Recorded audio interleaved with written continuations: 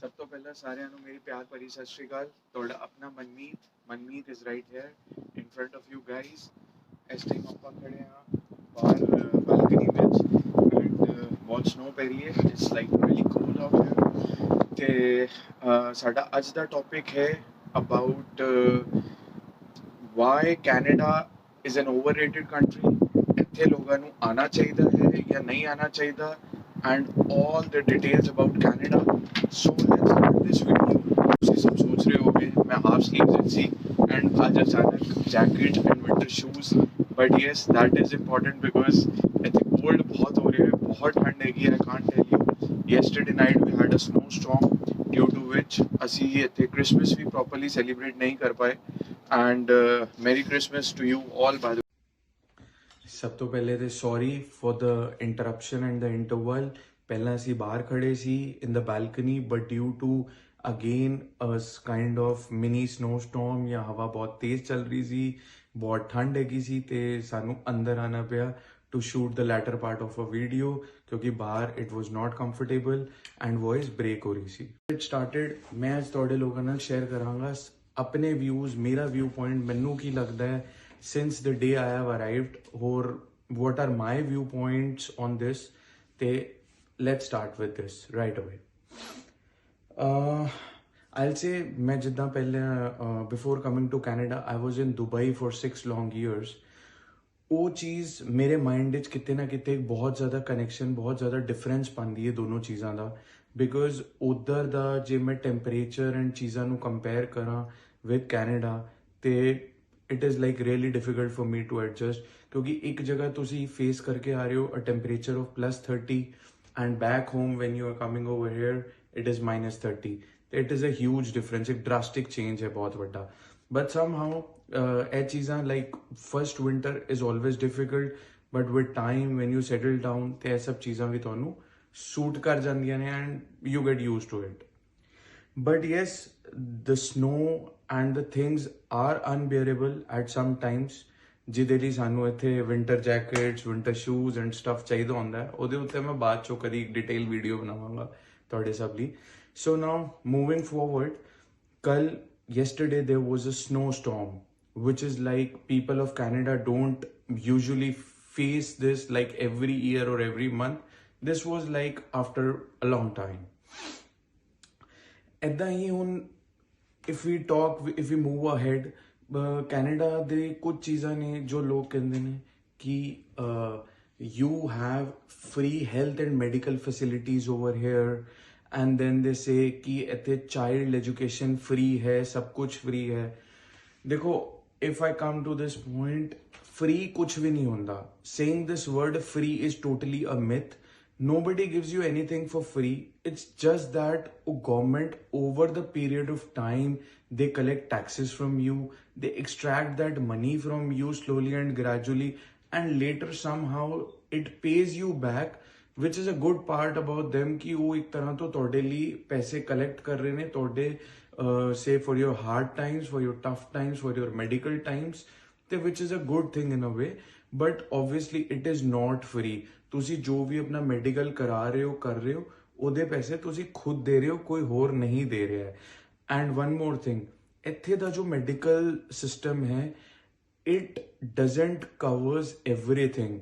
ਜਿਵੇਂ ਤੁਹਾਡੀ dental facilities they don't cover, ਕੋਈ ਕਾਸਮੈਟਿਕ ਸਰਜਰੀ ਔਰ ਚੀਜ਼ਾਂ ਨੇ ਉਹ ਕਵਰ ਨਹੀਂ ਕਰਦਾ। That is totally it is borne or to be bear by you. ਉਹ ਕੋਈ ਹੋਰ ਬੇਅਰ ਨਹੀਂ ਕਰੇਗਾ, ਉਹ ਤੁਹਾਨੂੰ ਹੀ ਕਰਨੀ ਪਏਗੀ at the end of the day. ਇਹ ਚੀਜ਼ ਮੈਂ ਜ਼ਰੂਰ ਬੋਲਾਂਗਾ ਜੋ ਵੀ ਇੰਡੀਆ ਤੋਂ ਆ ਰਿਹਾ ਹੈ, get your dental checkup done, get your laser, cosmetic, whatever surgery things you have to ਕਰਕੇ ਇੱਥੇ ਆਣਾ, ਕਿਉਂਕਿ ਇੱਥੇ ਇਹ ਚੀਜ਼ ਇੰਨੀ ਮਹਿੰਗੀ ਹੈ ਕਿ ਤੁਸੀਂ ਵਾਪਸ ਇੰਡੀਆ ਰਾਊਂਡ ਟ੍ਰਿਪ ਆਣਾ ਜਾਣਾ ਵੀ ਕਰ ਲੋਗੇ, ਸਟਿਲ ਇੰਡੀਆ ਤੋਂ ਕਰਵਾਉਣਾ ਸਸਤਾ ਪਏਗਾ। So make sure you get it done before you come over hair.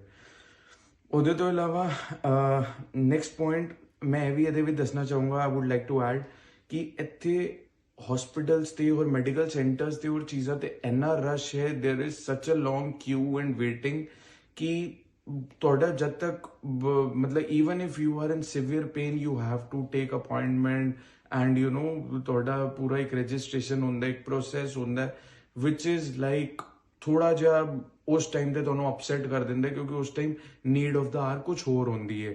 this is not your need of the hour standing in queue getting registration and things. But yes, ਵੈਸੇ ਤੇ whenever you are coming to Canada you have many options. ਤੁਹਾਡੇ ਕੋਲ ਬਹੁਤ options ਹੁੰਦੀਆਂ ਨੇ. Tourist visa ਲੈ ਲਓ, work permit ਲੈ ਲਓ, ਸਟੱਡੀ ਪਰਮਿਟ ਲੈ ਲਓ, PR ਲੈ ਲਓ. ਦੇਰ ਆਰ ਮੈਨੀ ਆਪਸ਼ਨਸ. ਤੁਸੀਂ ਏਜੰਟਸ ਕੋਲ ਜਾਓ, ਉਹ ਤੁਹਾਨੂੰ ਇੰਨੀ ਆਪਸ਼ਨਸ ਵੇਚ ਦਿੰਦੇ ਨੇ ਕਿ ਤੁਹਾਨੂੰ ਪਤਾ ਵੀ ਨਹੀਂ ਹੁੰਦਾ ਕਿ ਇਹ ਆਪਸ਼ਨ ਅਵੇਲੇਬਲ ਵੀ ਹੈ. But some of them are right, some of them are not. ਤੇ ਮੈਂ ਤੁਹਾਨੂੰ ਅੱਜ ਥੋੜਾ ਜਿਹਾ ਬਰੀਫ ਕਰੂੰਗਾ. If you are to take my opinion, ਮੈਂ ਕਿਸੇ ਵੀ ਚੀਜ਼ ਨੂੰ ਅੱਛਾ ਜਾਂ ਬੁਰਾ, ਕਿਸੇ ਦੇ ਪ੍ਰੋਜ਼ ਕੌਨਸ ਉਹ ਸਭ ਹੁਣੇ ਤੁਹਾਨੂੰ ਨਹੀਂ ਦੱਸ ਰਿਹਾ as of now.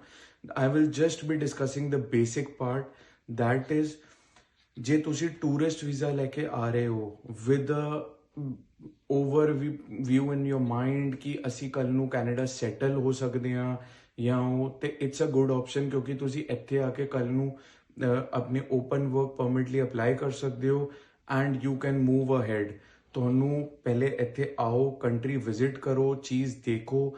if you are good to go, ਤੁਹਾਨੂੰ ਲੱਗ ਰਿਹਾ ਕਿ ਅਸੀਂ ਸੈਟਲ ਹੋ ਸਕਦੇ ਹਾਂ, ਤੇ why not, you can go ahead with your open work permit. Second, study work permit ਲੈ ਕੇ ਆਉਂਦੇ ਨੇ ਕੁਝ ਸਟੂਡੈਂਟਸ ਜਾਂ ਕੁਝ ਸਟੂਡੈਂਟਸ ਜੋ ਆਪਣੀ ਪੜ੍ਹਾਈ ਖਤਮ ਕਰ ਚੁੱਕੇ ਨੇ, ਬਟ ਕਿਉਂਕਿ ਉਹਨਾਂ ਕੋਲ PR ਦਾ ਕੋਈ ਰਸਤਾ ਨਹੀਂ ਹੈ ਤੇ ਉਹ ਫਿਰ ਸਟੂਡੈਂਟ ਵੀਜ਼ਾ ਦੇ ਥਰੂ ਆਉਂਦੇ ਨੇ. ਬਹੁਤ ਪੈਸੇ ਵੀ ਲੱਗਦੇ ਨੇ, ਆਪਣੀ GIC ਚੀਜ਼ਾਂ ਐਂਡ ਮੋਰ ਓਵਰ ਪਤਾ ਨਹੀਂ ਕੀ they put at stake just to get the PR. yes they do. ਉਹਦਾ ਇੱਕ ਬਹੁਤ ਵੱਡਾ ਪਲੱਸ ਪੁਆਇੰਟ ਹੈ ਕਿ ਜੇ ਤੁਸੀਂ ਆਪਣੀ ਇੱਥੇ 2 years ਦੀ PGWP ਪੋਸਟ ਗ੍ਰੈਜੂਏਸ਼ਨ ਖਤਮ ਕਰ ਲੈਂਦੇ ਹੈਗੇ ਹੋ ਜਾਂ ਕੋਈ ਵੀ ਆਪਣਾ ਇੱਥੇ ਕੋਰਸ 2 ਸਾਲ ਦਾ ਪੂਰਾ ਕਰਦੇ ਹੋ, ਤੇ ਉਸ ਤੋਂ ਬਾਅਦ ਤੁਸੀਂ ਐਲੀਜੀਬਲ ਹੋ ਇੱਥੇ 3 years ਦੇ ਵਰਕ ਪਰਮਿਟ ਲਈ, ਜਿਹਦੇ ਵਿੱਚ ਤੁਸੀਂ ਈਜ਼ੀਲੀ ਆਪਣੀ PR ਅਚੀਵ ਕਰ ਸਕਦੇ ਹੋ.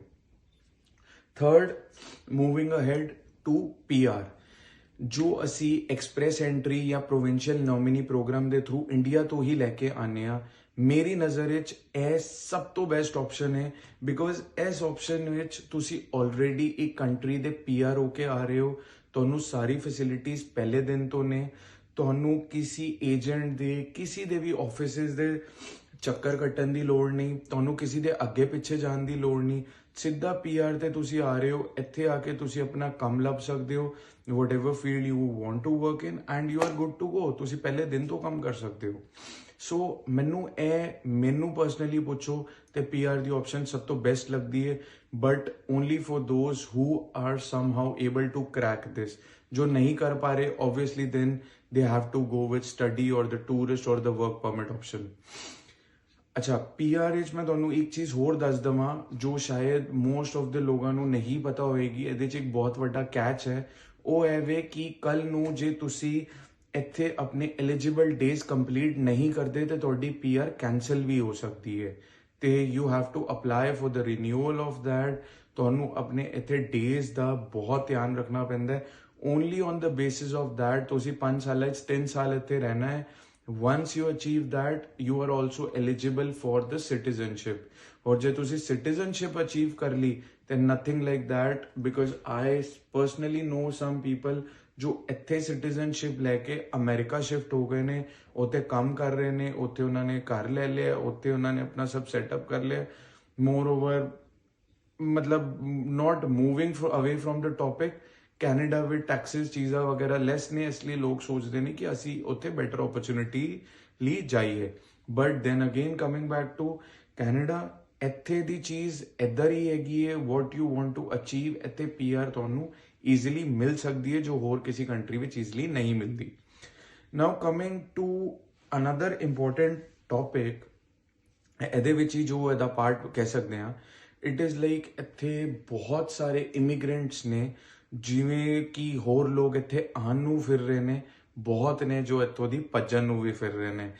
ਔਰ ਇੱਧਰ ਦੀ CBSA ਦੀ ਇਹ ਕੈਨੇਡਾ ਬਾਰਡਰ ਸਿਕਿਉਰਿਟੀ ਏਜੰਸੀ ਦੀ ਇਹ ਆਨਲਾਈਨ ਅਵੇਲੇਬਲ ਉਹਨਾਂ ਦੀ ਸਕੋਰ ਸ਼ੋਜ਼ ਕਿ ਜਿੰਨੇ ਇੱਥੇ ਲੋਕ ਇਮੀਗ੍ਰੈਂਟਸ ਨਵੇਂ ਆ ਰਹੇ ਨੇ, ਉਹਦੇ ਤੋਂ 20% ਲੋਕ ਇੱਥੋਂ ਦੀ ਭੱਜ ਕੇ ਜਾ ਵੀ ਰਹੇ ਨੇ. ਹੁਣ ਤੁਸੀਂ ਲੋਕ ਸੋਚੋਗੇ ਐਦਾਂ ਕਿਉਂ, ਕੈਨੇਡਾ ਤੇ ਪਹੁੰਚਣਾ ਬਹੁਤ ਔਖਾ ਹੈ, ਉੱਥੇ ਪਹੁੰਚ ਕੇ ਵੀ ਕੋਈ ਵਾਪਸ ਜਾਂਦਾ ਹੈ, ਬਟ ਯੈਸ ਦੈਟਸ ਟਰੂ। ਇੱਥੋਂ ਦੀ ਵੀ ਲੋਕ ਵਾਪਸ ਜਾ ਰਹੇ ਨੇ, ਐਦਾਂ ਨਹੀਂ ਹੈ ਕਿ ਜੋ ਆ ਗਿਆ, ਲੋਕ ਇੱਥੋਂ ਦੀ ਜਾ ਰਹੇ ਨੇ। ਉਹਦੇ 3-4 ਮੇਜਰ ਰੀਜ਼ਨਸ ਹੈਗੇ ਨੇ। ਪਹਿਲਾ ਰੀਜ਼ਨ ਆਪਾਂ ਕਹਿ ਸਕਦੇ ਹਾਂ ਕਿ ਉਹਨਾਂ ਨੂੰ ਉਹਨਾਂ ਦੇ ਫੀਲਡ ਦੀ ਜੌਬ ਨਹੀਂ ਮਿਲ ਰਹੀ ਜੋ ਉਹਨਾਂ ਨੂੰ ਚਾਹੀਦੀ ਹੈ। ਸੈਕੰਡਲੀ ਕੁਝ ਲੋਕਾਂ ਦੀ ਈਗੋ ਬਹੁਤ ਜ਼ਿਆਦਾ ਹੈ ਕਿ ਮੈਂ ਇਹ ਕਿਉਂ ਕਰੂੰ ਜਾਂ ਮੈਨੂੰ ਇਹ ਕਰਨ ਦੀ ਕੀ ਲੋੜ ਹੈ। ਅੱਛਾ, ਇੱਥੇ ਮੈਂ ਇੱਕ ਚੀਜ਼ ਤੁਹਾਨੂੰ ਲੋਕਾਂ ਨੂੰ ਹੋਰ ਬੋਲਾਂਗਾ, ਜੋ ਲੋਕ ਇੰਡੀਆ ਤੋਂ ਆ ਰਹੇ ਨੇ and specially because I have come from Delhi ਤੇ ਮੈਨੂੰ ਦਿੱਲੀ ਦਾ ਜ਼ਿਆਦਾ ਪਤਾ ਹੈ। IGI 에ਅਰਪੋਰਟ ਟਰਮੀਨਲ 3 ਤੇ EGO 3 ਵਰਡਸ, ਪਲੀਜ਼ ਉੱਥੇ ਹੀ ਆਪਣੀ ਲਗੇਜ ਬੈਲਟ ਤੇ ਡ੍ਰੌਪ ਕਰਕੇ ਆਣਾ, ਇੱਥੇ ਨਾਲ ਲੈ ਕੇ ਆਣਾ, otherwise you won't fit in this country. This country is not made for egoistic people. ਤੁਹਾਡੇ ਜੇ ਈਗੋ ਹੈ ਤੁਸੀਂ ਇੱਥੇ ਸਰਵਾਈਵ ਹੀ ਨਹੀਂ ਕਰ ਪਾਓਗੇ। then and there you have to finish this. Okay, now coming to the next point, ਇੱਥੇ ਲੋਕਾਂ ਦੀ ਨਾ ਬਹੁਤ ਜ਼ਿਆਦਾ ਐਕਸਪੈਕਟੇਸ਼ਨਸ ਹੁੰਦੀਆਂ ਨੇ ਜਦੋਂ ਆਉਂਦੇ ਨੇ ਕਿ ਯਾਰ ਪਹਿਲੇ ਸਾਲ ਵਿੱਚ ਹੀ ਕਾਰ ਲੈ ਲੂੰਗਾ, ਇੱਦਾਂ ਕਰ ਲੂੰਗਾ, ਵੱਡੀ ਗੱਡੀ ਲੈ ਲੂੰਗਾ, I'll get a Range Rover, I'll get this, I'll get that. Yes, it's true, one day you will get it, ਪਰ ਹਰ ਚੀਜ਼ ਦਾ ਇੱਕ ਰਾਈਟ ਟਾਈਮ ਹੁੰਦਾ ਹੈ। ਤੁਸੀਂ ਬੋਲੋ ਉਤਰਦੇ ਹੀ ਸਭ ਕੁਝ ਮੈਨੂੰ 에ਅਰਪੋਰਟ ਤੇ ਹੀ ਮਿਲ ਜਾਏ, ਤਾਂ that's not possible. You have to work hard for that, you have to go through tough times. Struggle है, पहले 2 साल स्ट्रगल करो and then you will easily achieve all these things. And now like I'll say ਇਹ ਸਭ ਚੀਜ਼ਾਂ ਦਾ ਇੱਕ ਜਿੱਦਾਂ ਕਹਿੰਦੇ ਨਾ ਕਿ ਸਾਰ, ਜਿਸ ਤਰ੍ਹਾਂ ਅਸੀਂ ਕਹਿੰਦੇ ਆ like the bottom line of everything. ਮੈਂ ਇਹਦੇ ਵਿੱਚ ਇੱਕ ਚੀਜ਼ ਬੋਲਾਂਗਾ, ਪਹਿਲੇ ਕੈਨੇਡਾ ਵਿੱਚ ਚੀਜ਼ਾਂ ਬਹੁਤ ਅੱਛੀ ਸੀ, ਈਜ਼ੀਲੀ ਅਵੇਲੇਬਲ ਸੀ, ਲੋਕ ਬਹੁਤ ਕੁਝ ਸਕਸੈਸ ਅਚੀਵ ਕਰ ਸਕਦੇ ਸੀ, ਪਰ ਅੱਜ ਦੇ ਟਾਈਮ ਵਿੱਚ ਇੰਨਾ ਈਜ਼ੀ ਨਹੀਂ ਰਿਹਾ। ਇੱਥੇ ਇਨਫਲੇਸ਼ਨ ਰੇਟ ਬਹੁਤ ਉੱਪਰ ਚਲਾ ਗਿਆ, ਹਾਊਸਿਸ ਦੇ ਰੈਂਟਸ ਬਹੁਤ ਉੱਪਰ ਚਲੇ ਗਏ ਨੇ, ਗੱਡੀਆਂ they are like too expensive, and if I talk about houses they almost ਉਹਦੇ ਵਿੱਚ 2x ਦਾ ਜੰਪ ਆ ਚੁੱਕਿਆ ਹੈ। ਜਿਹੜੀ ਪ੍ਰਾਪਰਟੀ ਪਹਿਲੇ ਤੁਹਾਨੂੰ 3-4 ਲੱਖ ਡਾਲਰ ਵਿੱਚ ਐਕਸੈਸਿਬਲ ਹੁੰਦੀ ਸੀ, ਮਿਲ ਜਾਂਦੀ ਸੀ, ਅੱਜ ਦੀ ਡੇਟ ਵਿੱਚ ਉਹ 8 ਵਿੱਚ ਵੀ ਅਵੇਲੇਬਲ ਨਹੀਂ ਹੈ। the only reason for this is inflation, interest rates ਔਰ ਸਭ ਕੁਝ ਬਹੁਤ ਜ਼ਿਆਦਾ ਵੱਧ ਗਿਆ ਹੈ। ਤੇ ਇਹ ਕੈਨੇਡਾ ਪਹਿਲੇ ਵਾਲਾ ਕੈਨੇਡਾ ਨਹੀਂ ਰਿਹਾ। So it's my personal suggestion, before you come, think twice. If you are ready for this, if you are into some kind of job, ਜੇ ਤੁਸੀਂ ਸੋਚ ਰਹੇ ਹੋ better future ਲਈ ਤੇ ਜ਼ਰੂਰ ਆਓ। ਲੇਕਿਨ ਤੁਸੀਂ ਜੇ ਸੋਚ ਰਹੇ ਹੋ ਕਿ ਮੈਂ ਇੰਡੀਆ ਆਪਣਾ ਲੱਖਾਂ ਕਰੋੜਾਂ ਦਾ ਚੱਲਦਾ ਹੋਇਆ ਬਿਜ਼ਨਸ ਬੰਦ ਕਰਕੇ ਇੱਥੇ ਆਵਾਂ ਤੇ ਦਿਨ ਮੈਂ ਇੱਥੇ ਸਕਸੈਸ ਅਚੀਵ ਕਰਾਂ, ਤੇ I'll just say one thing ਕਿ ਹਲੇ ਵੀ ਟਾਈਮ ਹੈ, ਮੇਰੀ ਗੱਲ ਸੁਣ ਲਓ, ਨਹੀਂ ਤੇ ਪਛਤਾਓਗੇ। That's it. Thank you guys, love you all. Thanks for today. See you soon. We'll be coming up with my next video. Bye bye.